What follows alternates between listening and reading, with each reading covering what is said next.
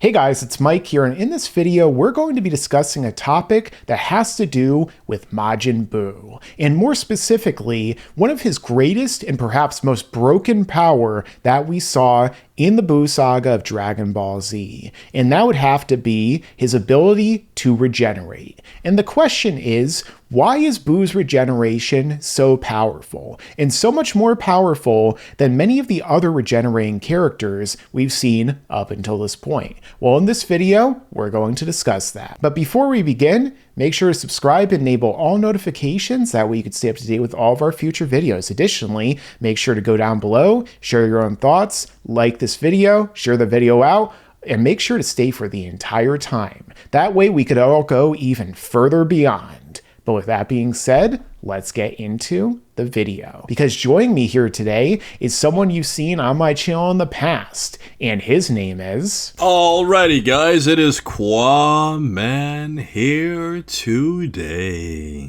Okay, perfect. So with Quaman, we're going to go directly into the manga, that source material, and explain why Buu's regeneration is so powerful. Now, I think it's best for us to actually start with other regeneration types in the Dragon Ball franchise. And more specifically, we'll begin with Quaman's favorite character, and also Toriyama's, which is Piccolo. Now, the first time that we saw Piccolo use his regeneration was back during his fight against Goku in the 23rd tournament, and we would also go on to see it again in the fight with Raditz and subsequent fights that came afterward. Additionally, later on, we also see that Piccolo can even regenerate holes that are blown through him, as well as broken bones, like what we see and witness with him after he gets blasted by Imperfect Cell right after the fight against Android 17, which I know is definitely one of Quaman's favorite scenes, right? Absolutely. But then later on, his regeneration goes even further to where he's actually broken and shattered as a statue at the start of the Buu saga, is able to kind of piece himself back together. So with regard to Piccolo's generation overall, Quaman, what would you say is the greatest strength and limitations with regard to this type of regeneration? Yeah, so I feel like with Piccolo's regeneration, specifically in Dragon Ball, the way that it would compare to other characters, spoiler alert, that we will talk about in the future, is that his regeneration seems to take quite a while to work. However, the first time that we see Piccolo doing it as compared to the time with Raditz, it appears that Piccolo was able to regenerate extremely quickly. Now, you can guess that that's probably just manga pacing, because in the manga, things happen a lot faster, but when you compare it to the Raditz fight, Piccolo took a while to regenerate to the point where an entire fight was going on between Goku, Gohan, and Raditz, while Piccolo was just sitting there powering up the Makanko Sapo, and then later on, eventually after the fight had concluded, that's when Piccolo had actually regenerated, whereas in the manga, the first time Piccolo just did it right away, and he actually did it on his own, where he ripped off his own arm, which was a pretty cool yet violent scene that we saw in the manga and the anime, and he basically just regenerated very, very, very quickly. Now, I feel like because of the energy that Piccolo needs to use to bring this out, combined with the slower time that we've seen Piccolo do in later fights, with the exception of the first time, I feel like that would be the big weakness of this, because if you attack Piccolo when he's off guard, when he has to concentrate and regenerate, that would be a weakness for him, whereas with other characters that could just do it instantly and don't need that kind of focus that we'll discuss later, they have an advantage when it comes to their regeneration. Now, before we move on to other characters though, Mike, I do want to mention that even though we don't consider him a regenerating type character, it is interesting to point out that Frieza does technically regenerate too on his own, because earlier in the Namek arc, when Frieza was fighting against our heroes, I guess you could call them, or the Dragon Team, or whatever was left of the Dragon Team, Krillin does manage to slice off Frieza's tail in his second form when he was, killing Gohan. And later on, when we see Frieza transforming into his, I guess you could say, his xenomorph form, and then ultimately his original full form, we could actually see that Frieza's tail had actually regenerated. So it is interesting to point out that Frieza has regenerated his tail multiple times, and I actually think that Toriyama was going for more of a real-life reference to Frieza being a lizard-like type of alien, where lizards are able to regenerate, and we've also seen this in the Spider-Man series as well, where you can regenerate limbs, and I guess for Frieza's specific case, it would just really be his tail. Yeah, and despite the fact that the Namekians seem to, in their name puns, be based off of snails, with regard to Piccolo, I always kind of got that impression as well, that Piccolo additionally has kind of a similar type of reptilian regeneration, where he was shown up until a certain point in the series only being able to regenerate his limbs, particularly his arms. It would be interesting to see him regenerate one of his legs, but for some reason Toriyama never wanted to show us if Piccolo actually has like feet. So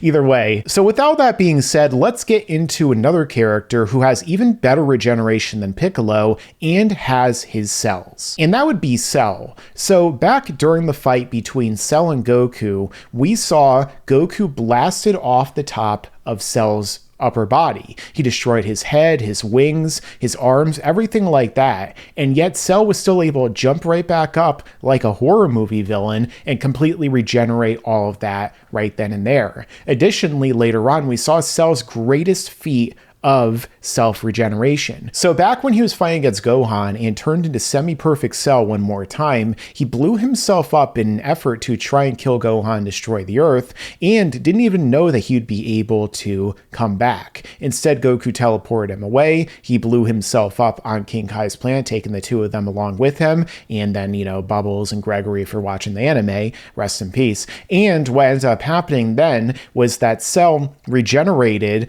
back from a microscopic organism, a cell or a core that existed within him, which in turn allowed him to come back not only as perfect Cell, but super perfect Cell, where you get a Zenkai in the process, allowing him to come back stronger than ever, and I guess brought back to full 100% stamina as well, despite the fact that even before, with his prior regeneration at the hands of Goku, he was able to come back a little bit more tired after that happened. So that raises the question, exactly why is Cell's regeneration so much more powerful than Piccolo's? And we talked about this even more in depth in a video you guys can see in the top right corner about why his regeneration is so strong. But to kind of like summarize it quickly, why do you think first off that it's so much better than Piccolo's? And additionally, why do you think that Cell's regeneration the second time made him come back to full power? Well, I feel like there's a lot of different points we could go at with this, Mike, and I do want to give the comment section credit for bringing up a really interesting point that I read in some of the comments on your video, Mike, where they were pointing out that the combination of Frieza's durability in Cell's cells combined with Piccolo's regeneration is what made Cell so OP. So he has the survivability of Frieza, where he can go to the absolute brink of dying but still being alive, but then being able to regenerate from that itself essentially makes Cell an extremely OP character. Now, the weird thing about Cell, of course, and Toriyama even said that he had forgotten, but the thing about him is that there were 3 specific instances where Cell, in his perfect, I guess you could say, form, took a huge amount of damage. The first would obviously be when Vegeta fired the final flash against him. The second time would be when Goku used the warp Kamehameha, as they like to say in the video games, and then there was a third time when Gohan fired a really powerful Kamehameha. Not the father-son Kamehameha, but he like blasted Cell to pieces and he came back. Yeah, his first ever Kamehameha. Right. Now, out of those 3 situations, the interesting thing is that Goku is actually the only specific moment where Cell's core was destroyed, so it actually makes logical sense why Cell would have been able to regenerate from Gohan and Vegeta's blast, but not Goku's. But the weird thing is, though, is looking at the situation and seeing that Cell can just regenerate from any of his own cells too, I feel like all of that in itself just made Cell way more OP, where another character would have been completely ripped apart because they wouldn't have been conscious to survive that. But when you combine Frieza's genetics inside of that regeneration makeup, Cell is just a complete animal. Yeah, absolutely. And not just that, but when we throw in the fact that he has the Saiyan biology, that also allowed him to basically hack Zenkai to where he was able to blow himself up and come back stronger than ever, even more perfect than ever, as he says, even attaining the power of the Shunkan Ito, or instant transmission, which I guess is made because some of Goku's cells were floating around when he regenerated and he incorporated them somehow into his mass. Either that or he's kind of like the T-1000, where you touch him and then suddenly he gains the abilities of whoever he touched at that point in time. It makes me wonder if, when Krillin was the first one to be touched by his perfect body if he gained, some Krillin's abilities, like how to pick up women like Marin and Android 18. But then again, maybe Cell had a little bit of attraction toward Krillin because he is part Android 18 after all. Oh boy. But anyway. Now hold up, Mike from Laughingstock Media. If that's the case, then why didn't Android 18 show Krillin any mercy and any attraction in the future timeline when she and her brother just killed him like he was a flea? Well, obviously, the original and future Android 18 isn't in a bald man. If Krillin had his luxurious head of hair from the Buu saga, she would have dropped to her knees and begged for him to take her out on a date right then and there. Yeah, take her out on a date in the future timeline where everybody's just being killed every day for an amusement, but she just makes an exception for this one specific human, right? Because she really likes this small bald guy in this world of everybody dying, right? Yeah, and maybe I'll do an in-depth video in the future about why Krillin's game allowed him to take Android 18 for his own after the Cell games. But there is one character overall who is that much more powerful in terms of his regeneration than Cell and Piccolo combined. And that would have to be the character who we're focusing on mainly in this video, which is Majin Buu. And as we could see right here, the first example of Buu's really broken regeneration comes during his fight against Majin Vegeta. Because even though up until this point we had seen him regenerate from getting punched in the face, from having a spear thrown through his body, when we actually get into the scene to where Vegeta uses the final explosion against him, he has his final atonement moment, Buu, as we could see, is shredded by this explosion. Not only does it deconfigure and deconstruct his body, essentially, it only really leaves behind these little clumps on the ground of him, which are scattered everywhere. So for this, Piccolo definitely wouldn't have been able to regenerate from this. You can make an argument about Cell if he had come back and one of the clumps was still on the ground or something like that. But for Buu, not only does he regenerate, but he regenerates into a bunch of mini Buus, which then go back together and then turn into the Fat Buu one more time. But in terms of this, his regeneration is only displayed as being even more broken than this as we go on, because his greatest feat of regeneration has to come later on when he's actually fighting against Gotenks, where Gotenks uses the Super Ghost Kamikaze attack against him, and we see that he actually sends one of them down Buu's throat and blows him up from the inside, and then they proceed to vaporize all the little pieces that are left over, in which he basically is just ashes and smoke. And yet even then, Buu still regenerates overall and goes right back to his form. It doesn't seem to have lost any energy or power at all up until that point in time. So in terms of this, why do you think that Buu's regeneration is so much more broken and overpowered than Cell's and Piccolo's combined? Do you think that there is something inherent within his power, his magic, his construction? What do you think it is? Well, I feel like Buu is kind of just like a more improved version of Cell's, but the thing is, theoretically, Cell's regeneration would be better because he actually gets a Zenkai boost from the regeneration.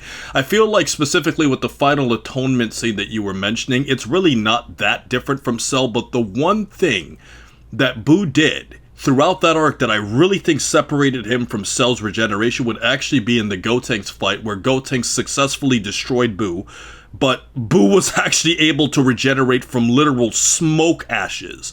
And I feel like that kind of regeneration, Mike, is completely different because of the fact that he's basically just coming back from non-physical parts, and I feel like as a result of that, if you could come back from smoke, it's like, alright, bro, like, you got me beat.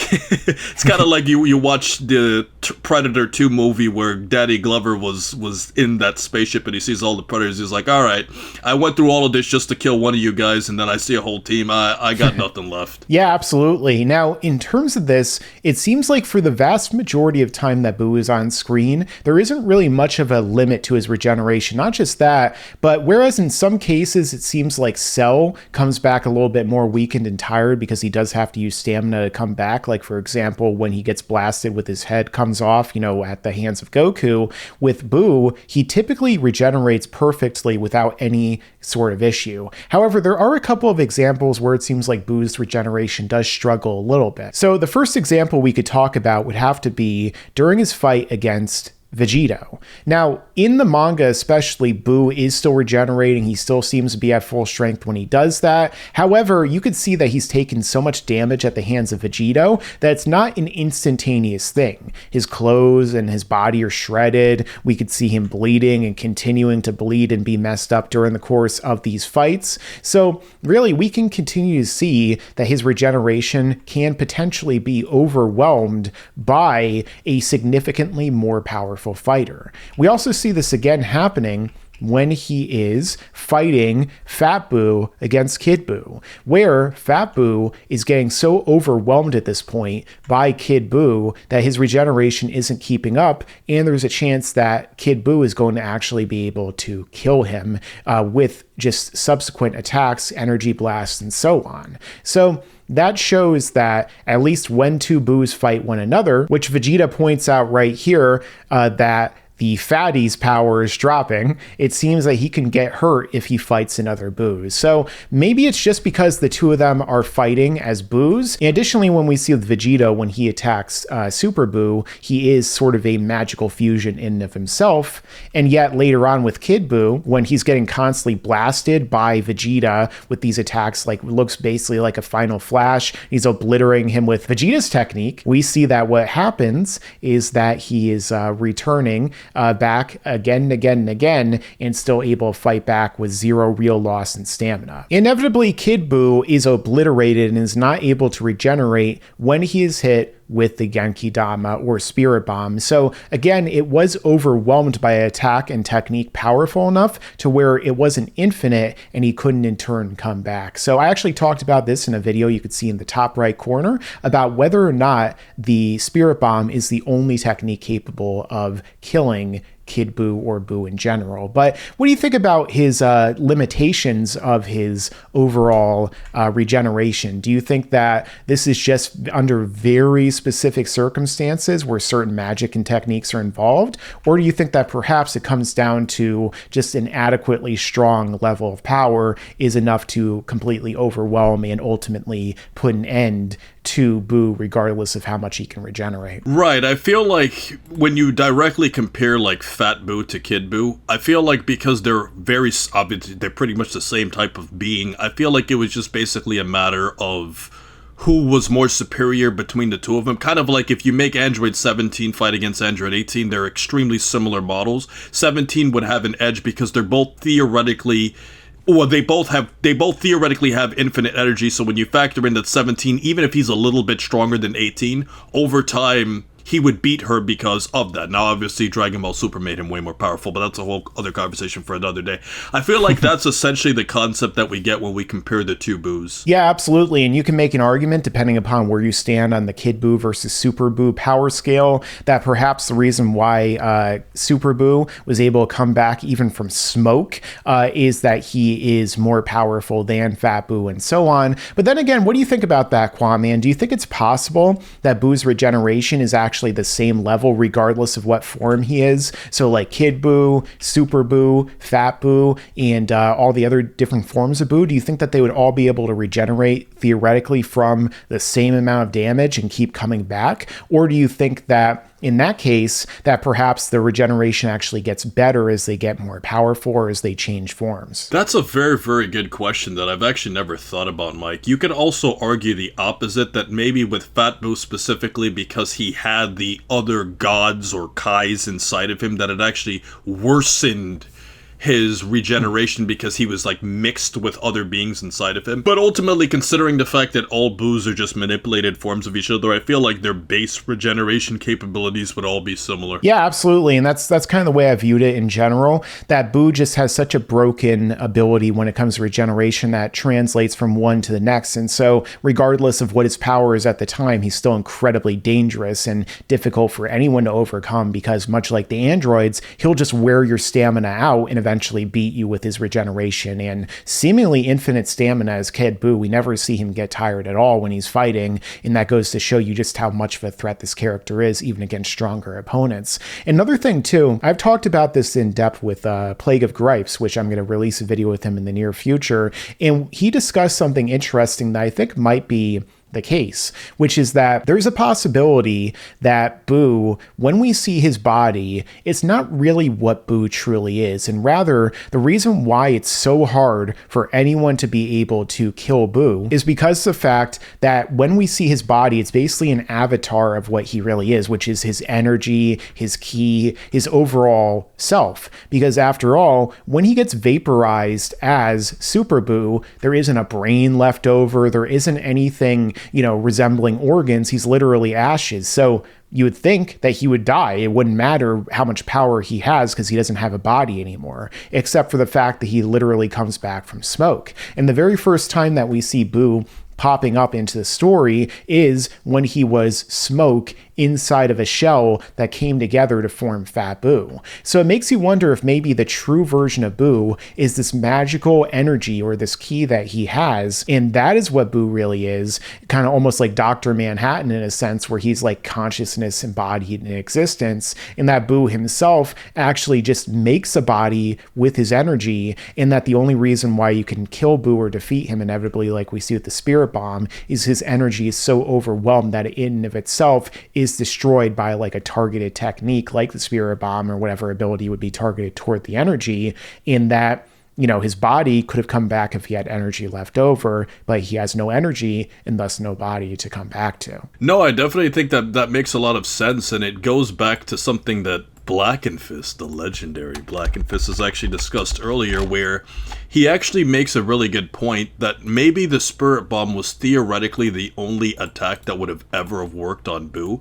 And I feel like when you think about it logically, Mike, it makes a lot of sense, because you need it, because the Spirit Bomb is pure energy, and the first time this was really like mentioned and shown was earlier in Dragon Ball Z, when Goku was telling Gohan to like push back the Spirit Bomb that Krillin threw at Vegeta, and he was like, don't worry, you have like good ki, you have good chi, for a reason that, we didn't fully understand at the time. Gohan was actually able to push it back, and that's one of the reasons why it was able to affect Vegeta.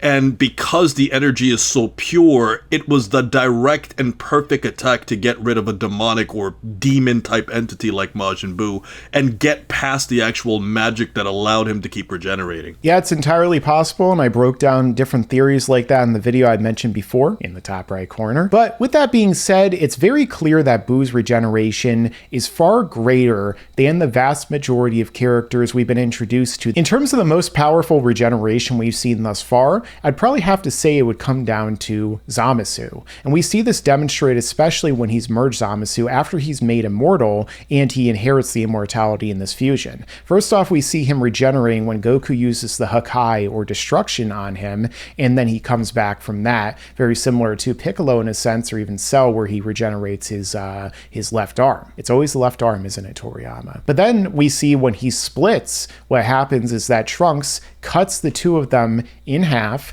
and then he proceeds to stab Goku Black, only for him to then turn back into merged Zamasu, with them explaining that their cells had fused to such a degree with the fusion that they are both merged Zamasu. This goes even further when Vegeta uses his new technique against him, which in turn causes him to be blown apart into chunks, and then he still comes back and all of them regenerate into new merged Zamasus. So what do you think about this regeneration? Because we know in the anime, it's totally different, to where he actually basically does not regenerate his body anymore and his spirit takes over the timeline itself, whereas in this version he keeps coming back basically infinitely up until the point to where Zeno erases him. Do you think that the immortality is basically just infinite regeneration and it's impossible to ever kill him by any means other than erasure, or do you think that there might be some sort of limit? Well, because Zamasu is essentially a deity, or was a deity in training, combined with the mortality of Goku Black, which was originally Goku's body,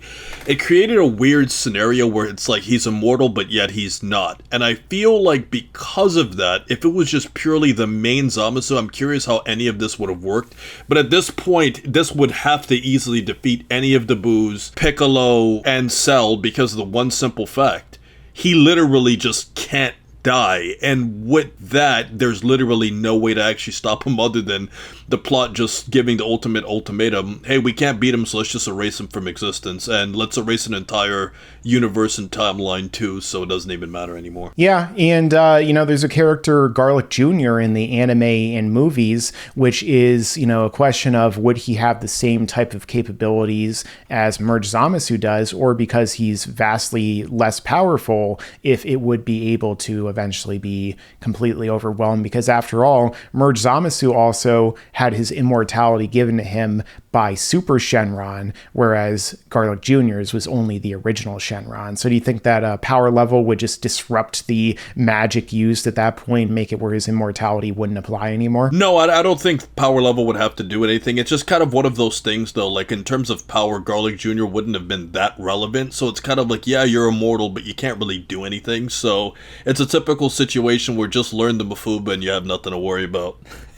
Yeah, or just hope that Garlic Jr. and Zamasu create some kind of technique that traps them in another dimension forever, and then you never have to worry about them either. You can just write them off completely.